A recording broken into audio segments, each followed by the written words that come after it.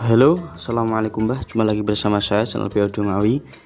Di video kali ini saya akan memberikan sedikit tips supaya power amplifier teman-teman bisa lebih awet.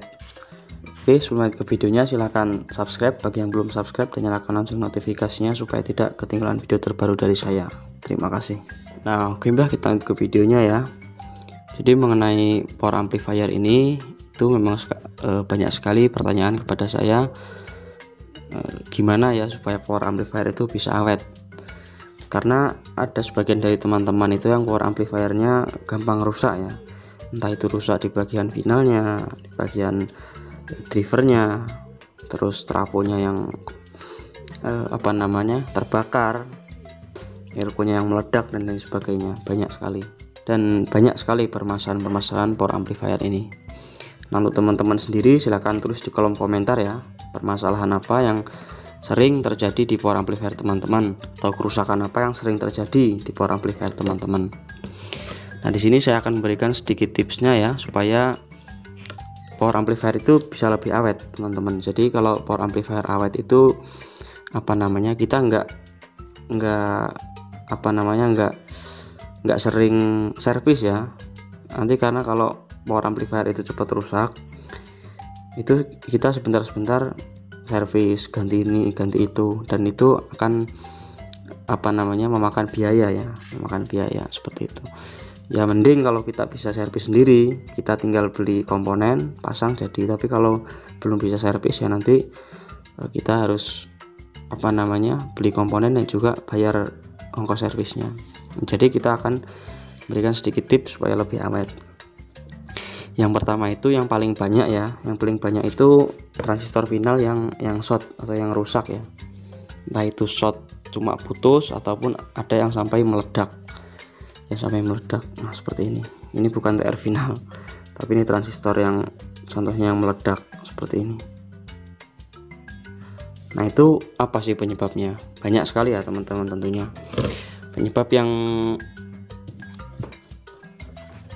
Salah satunya adalah karena human error ya, atau kesalahan manusia, kesalahan teknis, kesalahan diri kita. Bisa saja karena short ya kabelnya itu, jadi kita nggak sengaja atau karena kabelnya kurang baik, akhirnya final ini short, antara plus dan min ini short, jadi yang mengakibatkan TR final rusak ya, seperti itu. Lalu ada lagi penyebabnya karena TR final itu dia overheat atau panas berlebihan. Nah, namanya transistor ya, itu dia kan bekerjanya pada suhu ya. Jadi suhunya itu harus tetap stabil.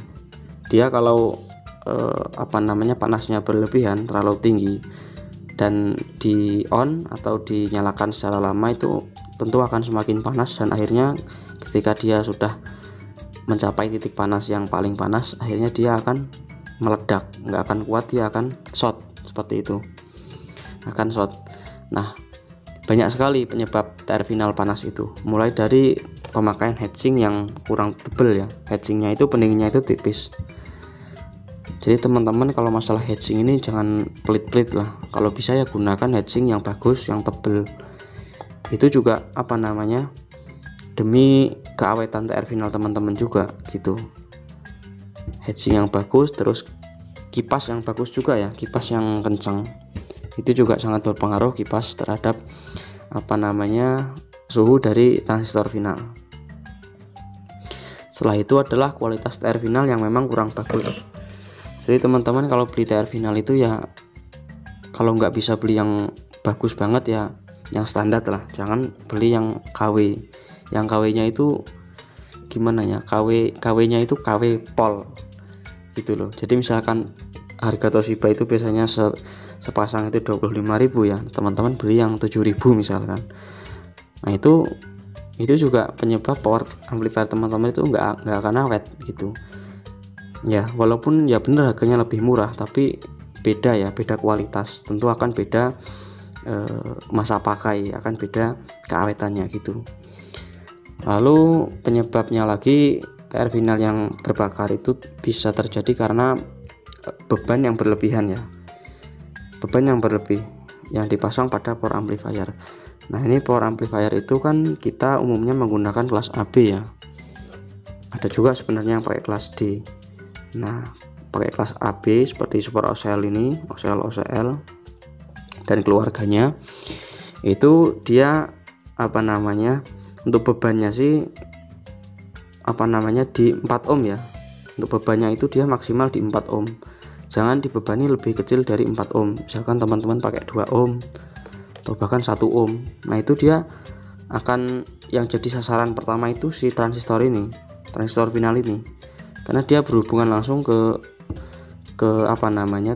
setrum dan juga ke speaker gitu. Jadi ketika dia ada beban berlebih, dia nggak akan kuat transistornya ini, karena memang sistem dari power kelas AB itu dia ya mainnya di 4 ohm lah. Tapi kalau power kelas D itu mungkin bisa ya di 2 ohm. Nah, yang saya bahas itu di kelas AB khususnya ya, karena pemakai power kelas AB itu yang paling banyak, mayoritas ya.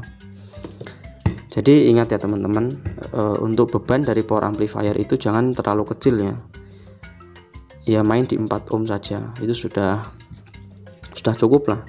Apalagi kalau teman-teman pakai PSU yang besar ya, PSU yang gede, ampernya gede, terus tegangannya gede, itu berbahaya teman-teman. Itu menyebabkan power amplifier teman-teman, terutama di transistor finalnya itu gampang jebol gitu. Lalu yang selanjutnya adalah kerusakan di bagian driver ini ya, di bagian driver. Nah, di bagian driver itu biasanya yang short yang paling banyak itu ada di daerah-daerah supply ya, di seperti R-zone ini, terus di transistor ini. Nah, seperti yang saya coba ini, yang saya pegang ini dia transistor A1930 ya. Ini dia meledak karena saya supply terlalu gede ya. Saya supply di berapa, 60 VAC atau lebih, saya lupa. Akhirnya dia nggak kuat dan meledak. Nah, jadi teman-teman itu jangan memaksakan driver teman-teman bekerja pada tegangan yang bukan semestinya.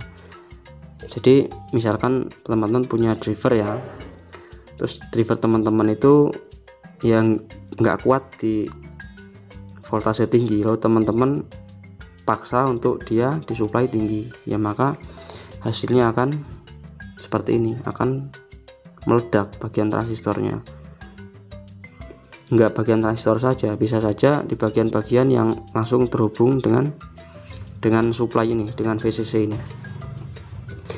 Jadi teman-teman jangan terpaku dengan tulisan ini ya. Ini misalkan tulisannya 80 volt ya, teman-teman terus kasih 80 volt ternyata meledak. Nah, itu teman-teman jangan terpaku dengan tulisan ini, tapi teman-teman harus lihat dulu mulai dari kualitas dari komponennya ya, kualitas komponen. Jadi teman-teman harus lihat, nah ini misalkan TR nya ini bagus misalkan, terus datasetnya juga harus dilihat, misalkan C4793, teman-teman lihat datasetnya gitu. Jadi misalkan ternyata TR nya bagus, datasetnya juga bagus, TR nya bagus, datasetnya mampu di tegangan sampai 80 ya, teman-teman supply 80 tuh tetap aman gitu. Jadi misalkan di sini ya transistornya itu bukan transistor yang high volt, transistor yang dia cuma bisa disuplai tegangan rendah, walaupun di sini tulisannya bisa 80 volt DC, tetap meledak seperti itu. Jadi kita harus memperhatikan driver kita ya, sebelum kita mensuplai tegangan itu kita harus memperhatikan driver kita kira-kira mampu atau tidak menerima supply yang kita pasang seperti itu. Nah, itu kalau teman-teman beli driver tokoan ya.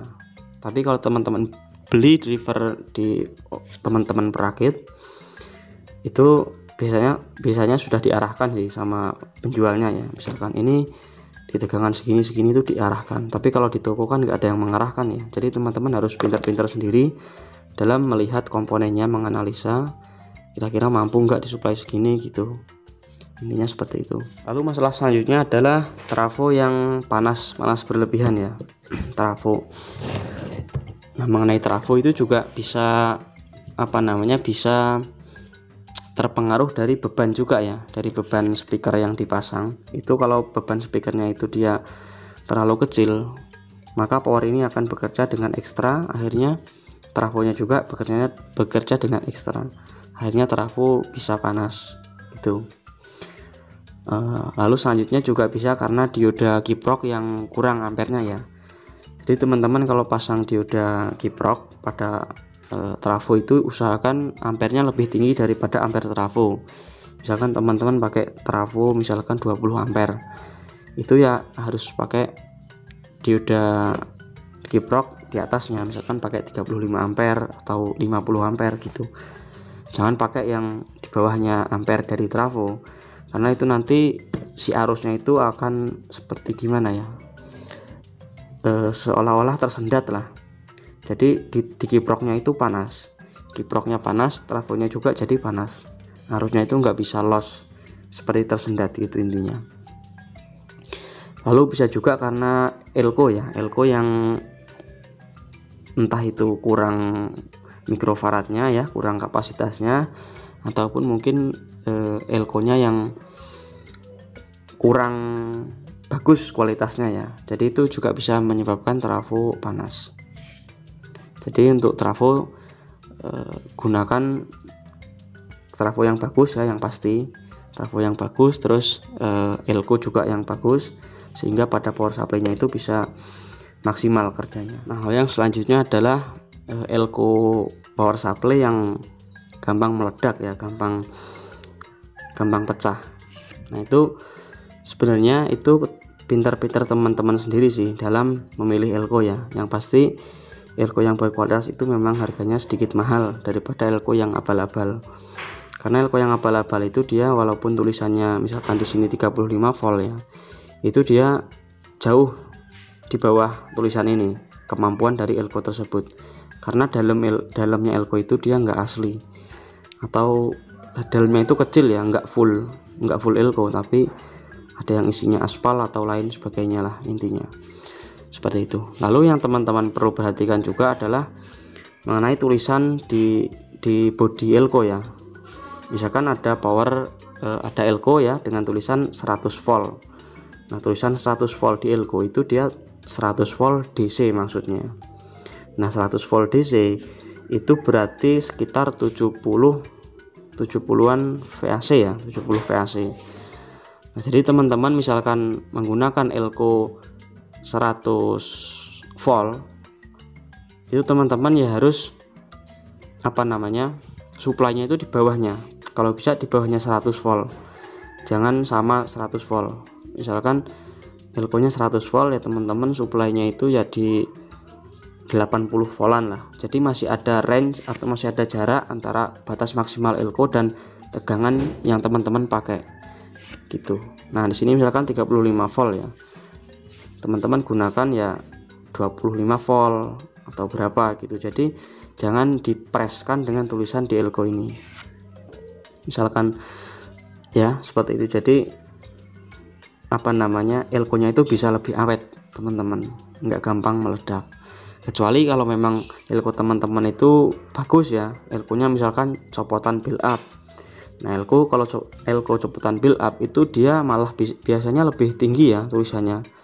Itu masih bisa lebih tinggi dari tulisan di bodinya, itu disuplai lebih tinggi bisa.